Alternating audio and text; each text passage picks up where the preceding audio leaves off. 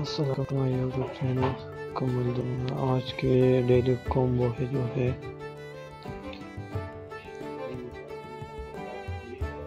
आज की जो डेली कॉम्बो कार्ड है वो है पहले कॉम्बो कार्ड जो है वो है मार्जिन ट्रेडिंग 30। पहली कार्ड ये है। दूसरी कार्ड आप स्पेशल मिल जाएगी ये वाली।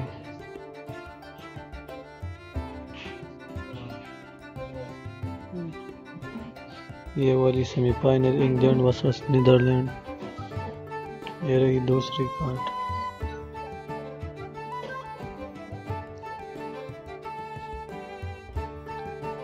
तीसरी कार्ड ये है।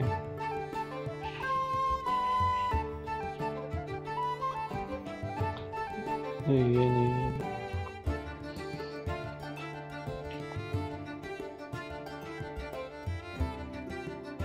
तीसरी कार्ड जो है वेब 3 में है।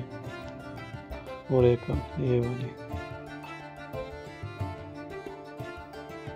ये रही डेली कॉम्बो की कार्ड है।